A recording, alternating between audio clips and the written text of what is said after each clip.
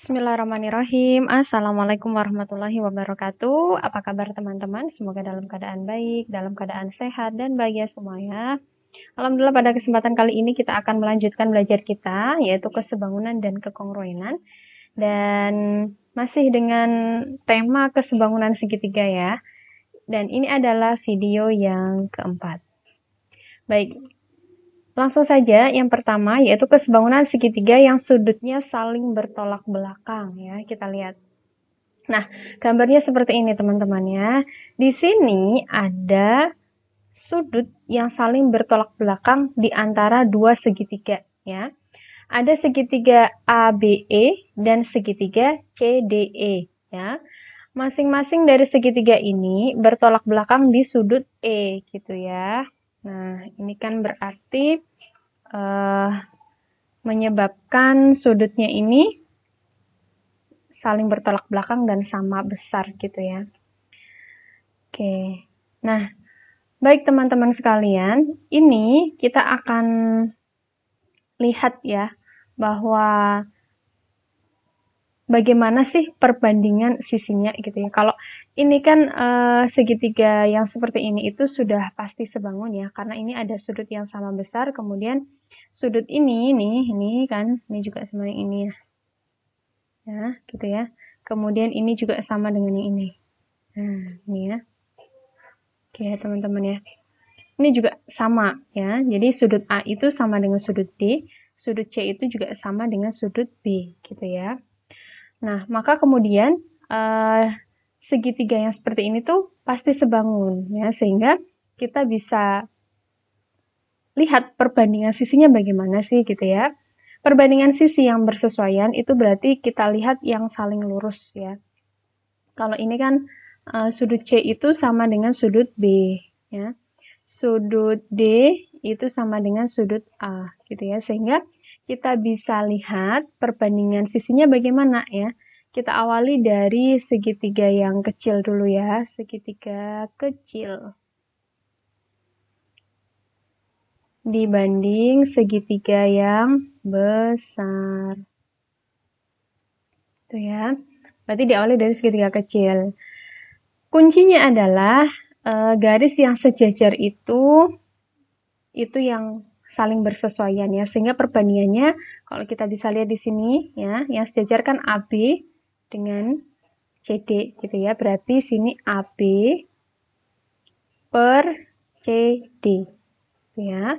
Itu sama dengan EB, ini dari sini ke sini ya, per EC ya. Jadi saling lurus ya. EB sama EC. Berarti BE boleh ya, atau EB per EC sama dengan AE per ED gitu ya. Jadi yang saling lurus AE per ED. Begini ya teman-teman ya perbandingan sisinya. Nah, nanti kalau ketemu segitiga yang seperti ini tapi abjadnya berbeda-beda ya, jangan khawatir ya teman-teman, bahwa perbandingan sisi yang saling bersesuaian itu kita lihat aja bahwa sisi yang sejajar maka itu yang dibandingkan gitu ya. Jadi yang saling sejajar itu yang saling bersesuaian. Kemudian yang saling lurus nih, garis EB ini kan lurus dengan CE gitu ya. Berarti EB per CE gitu ya. Kemudian AE ini juga saling lurus dengan ED. Berarti AE per ED gitu ya. Oke, nah kita akan ke contoh soal. Contoh soalnya begini. Nah, ini ya teman-teman ya. Ada soalnya begini, tentukan, ini kurang soal ya. Tentukan panjang AE dan EB. Ya. Nah, sekarang langsung saja kita jawab ya. Jawabnya di sini. Kita lihat nih ya, ini pasti sebangun ya teman-teman, maka kita lihat aja perbandingannya. Mau dimulai dari yang kecil atau besar? Kecil ya, segitiga kecil perbesar. Ya, segitiga besar gitu ya. Maka sama dengan kecil. Ini kayak gini ya tandanya ya. Berarti apa? CD per AB sama dengan CE per EB ya. Jadi ini dengan yang ini ya. Kemudian CE ini dengan yang EB ini. Kemudian sama dengan ED ini dengan yang EA ya. DE per EA. Oke, kita masukkan CD-nya berapa? 10 per AB-nya 15 ya. Sama dengan CE-nya 6 per EB-nya masih dicari ya. EB sama dengan DE-nya 8 per EA-nya juga dicari. Nah, sekarang kita yang pertama cari AE dulu ya. AE itu sama dengan EA. Nah, berarti kita pakai ini. Dengan yang ini ya. Berarti 8 per EA sama dengan 10 per 15. Sederhanakan dulu ya. Dibagi 5, 2, 3. Maka setelah itu kalikan silang. Berarti EA kalikan 2 sama dengan 8 kalikan 3. EA sama dengan 8 kali 3 dibagi 2 ya. Ini bisa dicoret 4 ya. Jadi 4 kali 3 maka EA itu sama dengan 12 cm. Ya, EA itu sama dengan AE ya. Jadi AE itu 12 cm. Oke, ini yang AE. Nah, sekarang kita cari yang EB. EB.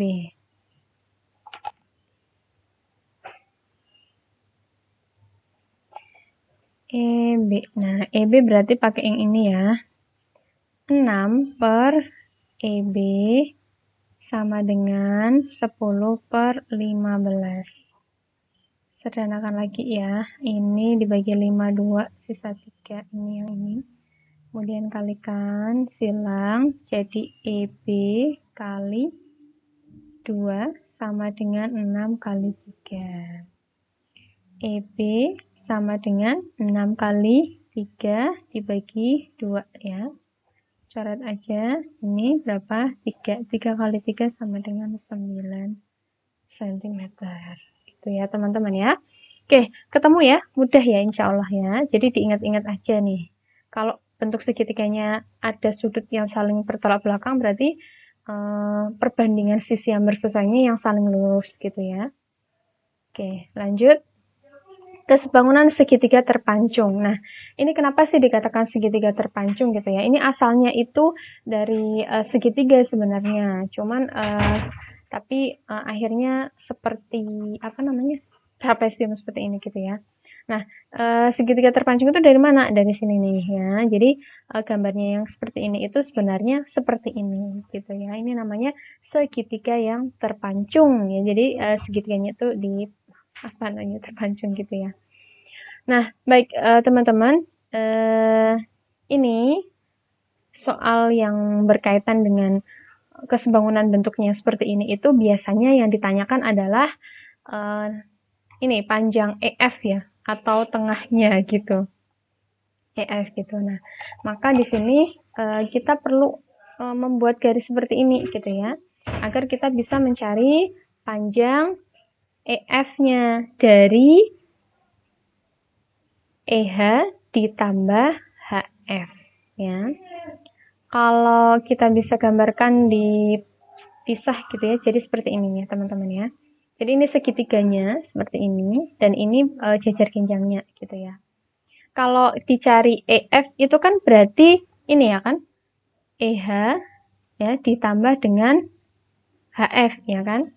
Berarti ya di EH-nya itu kalau ini dari kesebangunan segitiga yang saling sejajar gitu ya. Nah, kalau ini nggak perlu dicari ya teman-teman. Karena biasanya kan BC itu diketahui. Nah, kalau BC diketahui, maka HF diketahui, GD juga diketahui gitu ya. Nah, maka kemudian ini ya, asal mulanya begini. Jadi, kalau yang dicari EF itu EH, ya, EH ditambah HF. Nah, EH-nya nyari dari mana? EH-nya dari ini loh, kesebangunan segitiga ini, gitu ya. Ini kan berarti segitiga kecil, ya, dibagi segitiga yang besar, gitu kan. Atau BE per BA itu sama dengan EH, nih ya, yang kecil sama yang besar, per AK. Nah, gini. Ini nanti ketemu EH-nya berapa gitu ya. Nah, ini seperti ini. Atau ada juga ya rumus cepatnya kalau misalnya bentuknya seperti ini itu seperti ini teman-teman ya. Jadi atas kali bawah, bawah kali atas. Kemudian dibagi samping. Kalau ini abjadnya seperti ini ya. A, B, C, D, E, F. Yang dicari EF. Maka AE kalikan atas ya. AE itu samping bawah ya. AE samping bawah kalikan BC atas. Jadi AE kali BC ya, atau ini seperti ini, ditambah samping atas kalikan bawah ya, BE kalikan AD ya, per BE ditambah EA atau sampingnya dijumlahkan gitu ya. Oke, nah seperti itu. Kita akan langsung ke contoh soal ya, seperti ini. Kita pakai cara yang pertama dulu ya. Nah, ini sampingnya itu yang diketahui yang berada di sebelah kanan ya, di sini ya. Berarti kita akan gunakan ini nih, yang di kanan ini gitu ya. Berarti kita nyari apa namanya? Nyari garis yang saling sejajarnya berarti dari sini ngambilnya gitu ya. Nah, kurang lebih begini.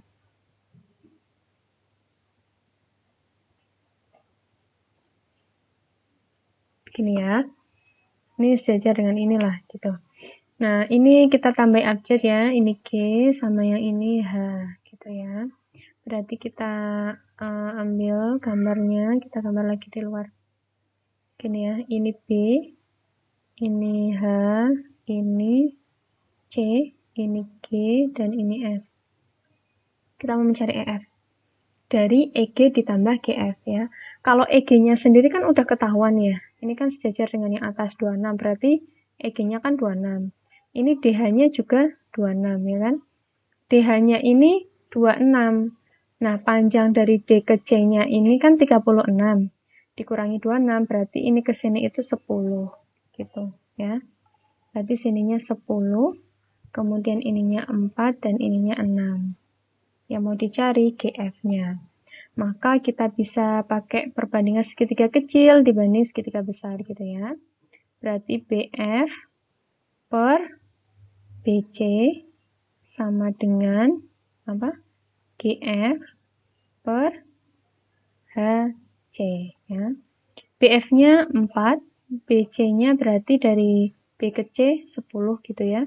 Sama dengan GF-nya kita cari per HC-nya 10 ya. HC-nya 10. Nah, sekarang kita kalikan silang ya. GF kalikan 10 sama dengan 4 kalikan 10. Maka GF sama dengan ya 4 kali 10 dibagi 10 ya. 40 bagi 10. Jadinya 4. Nah, ketemu GF-nya 4 ya. Maka kita bisa mencari panjang EF itu kan dari EG ditambah GF ya kan. Maka berarti sama dengan EG-nya 26 ditambah 4 maka sama dengan 30. Ketemu ya, ini cara yang pertama. Nah, cara yang kedua kita pakai rumus cepat ya. Samping atas kalikan bawah kita pakai warna biru ya. Nah, ini ya, itu kan BF ya. Kalikan dengan yang bawah, berarti DC. Samping bawah kalikan dengan yang atas, gitu ya. Kemudian ditambahi dengan panjang sampingnya ya. Atau kalau kita bisa tuliskan EF sama dengan ya atas kali bawah berarti BF ya kalikan DC ya kita kurung ya dikurung ditambah apa nih bawah kalikan atas ya berarti FC kalikan dengan AB ya kita kurung dibagi samping berarti BF ditambah FC gitu ya BF ditambah FC. Nah kita masukkan saja angka-angkanya gitu ya sama dengan di sini BF-nya berapa? 4 ya 4 kali DC-nya 36 ditambah FC-nya 6 dikali 26 ya dibagi 10 sama dengan kita hitung ya 4 kali 36 4 kali 6 24 ya sisa 2 12 tambah 2 14 jadinya 144 ditambah nih ya 6 kali 26 6 kali 6 36 ya berarti belakangnya 6 sisa 3 2 kali 6 12 tadi sisa 3 jadi 15 gitu ya dibagi 10 maka sama dengan 144 ditambah 156 300 dibagi 10 sama dengan 30 nah kita bisa lihat ya jawabannya itu sama ya jadi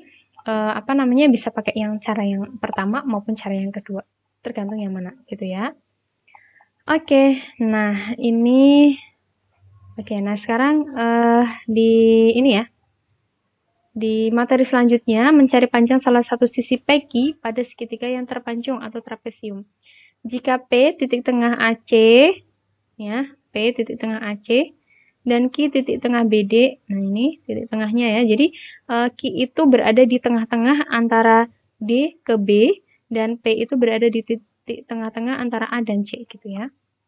Nah, maka kemudian gimana nih? Kita lihat ya, segitiga BDC, BDC. Nah, ini kan membentuk segitiga nih, teman-teman. Ini kayak gini ya, saya jelaskan lagi. Nah, ini kayak gini kan. Nah, maka kan kalau kita kemudian lihat ya, perbandingannya ini ya segitiganya kayak gini kan berarti X per CD itu sama dengan apa? BQ per BD ya kan nah tadi kan Q kan titik tengahnya jadi BQ-nya itu 1 maka BD-nya itu 2 kalinya gitu jadi 1 per 2 sehingga kalau mau mencari X itu sama dengan kita kalikan silang seperti ini ya nah, 2X sama dengan CD kali 1, sehingga X sama dengan CD per 2. Oke, ya, seperti ini. Kemudian yang kedua, kita perhatikan segitiga ABC. ABC. Wah, segitiga ABC ini ya. Segitiga ABC, dijelaskan lagi nih, ini ABC. Nah, ini nih ya, yang di merah-merah. Nih ya, jadi kita lihat di sini PQ tambah X, ya, jadi X-nya itu Q ke sini itu X. Maka PQ tambah X itu diper AB sama dengan apa? Ini kan ya, AP per atau maaf CP per CA gitu kan. Nah, CP itu kan 1 atau setengahnya dari CA gitu ya, sehingga CP per CA sama dengan 1 per 2. Maka kalau dikalikan silang hasilnya seperti ini ya. 2 kali PQ tambah X, nah X-nya itu tadi kan CD per 2, CD per 2 seperti ini. Kemudian kalikan silang, 2 kalikan PQ, 2 kalikan CD per 2, sehingga sama dengan seperti ini ya. Maka jadinya begini ya, 2 PQ tambah CD sama dengan AB. Sehingga kalau yang ditanyakan hanya PQ-nya gitu ya, maka kita buat menjadi PQ sama dengan, berarti gimana? PQ sama dengan AB min CD per 2. Ini yang biasa digunakan ya teman-teman ya. Ini itu asal mula rumusnya. Nah, ini yang biasa digunakan rumusnya seperti ini. Yang ditanya adalah PQ-nya gitu ya. Ini kan kalau ditanya PQ gitu kan. Berarti kan AB, CD-nya pindah ke sini jadi AB min CD gitu ya. Nah, ini duanya kan dibagi gitu.